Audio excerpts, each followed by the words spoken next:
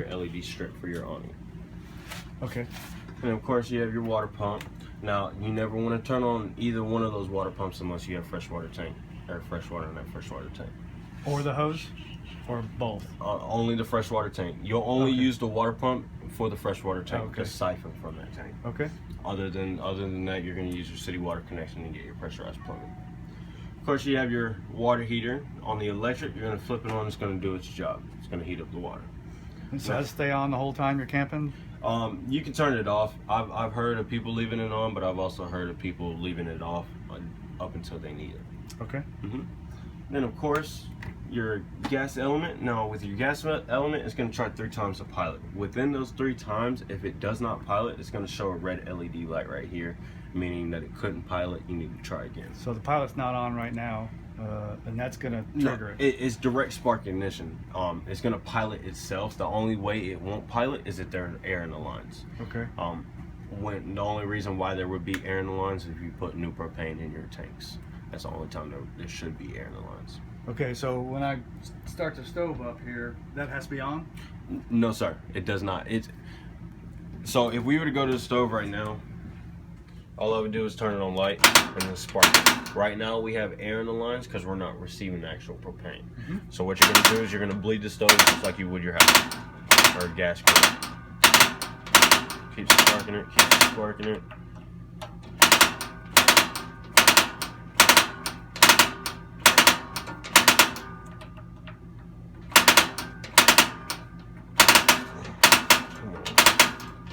Those tanks shut off down there? No, I mean, because if they're off, you won't. I thought I opened it. I may have closed it out already. There we go. See how long it took? Yeah.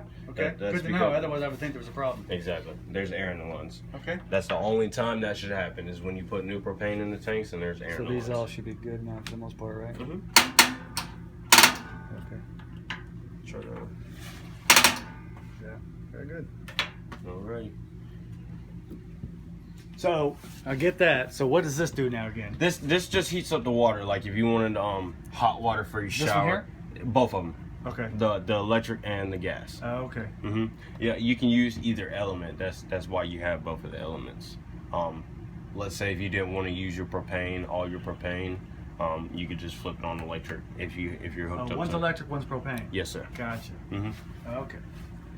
So if we want to use the electric. Yes. Yeah. The only time you'll really use the gas element is if you're dry camping. Yeah. Other than that, I have heard people kicking on the gas hot water heater, letting the water heat up first, and once it does heat up, then you can shut it off, flip it over to electric, and it's still going to keep that water hot. You're just not running off your propane. Yeah. With your slide rooms and your awning, I will show you that they are fully operational when we get ready to shut down. Okay.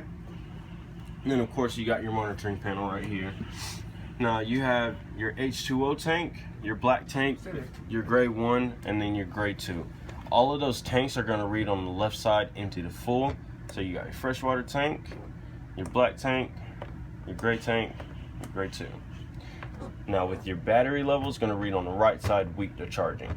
You always want to register charging if you're plugged up to the 7-way of the truck or if you're plugged up to the campground pedestal. If you're dry camping, you at least want to register good. Anything below good, you need to have checked out. Great. So these tell the level of the water tanks. Up the tanks. So if we pushed it now, what would it do? It's going to show how much we have in that tank. There shouldn't be anything in Just water.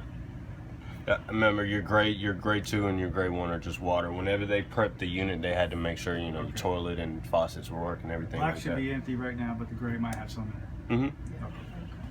The black tank could have water in it, them flushing the toilet. Okay. Other than that, you have your entry lights. Then of course your AC unit. Now your AC unit is going to be just like it would your house. You have your cool and your heat, and then auto and on. One thing I always do point out is your high and low settings. With running a 50 amp service for your ACs, you're automatically drawing about 22 amps. That being said, if you're running multiple appliances all at one time, also running your AC, and then you go up to a wall socket, plug in a hair dryer, electric shaver, something like that, you're gonna flip breakers. So before you do that, running multiple appliances, cut it on the low setting. It's gonna draw a lot less amps, Okay. giving you a lot more to play with. And if the flips a breaker, where's that? We're gonna get to that. Okay. And does this operate both units? Because there's one in there and one in here. One's gonna operate this unit. That will have a separate one. Mhm. Gotcha. Then right here, you do have your in-command system. Now the password is gonna be 0000. You can operate your lights, your leveler, your slide, all your slides, and then your awning, all from this.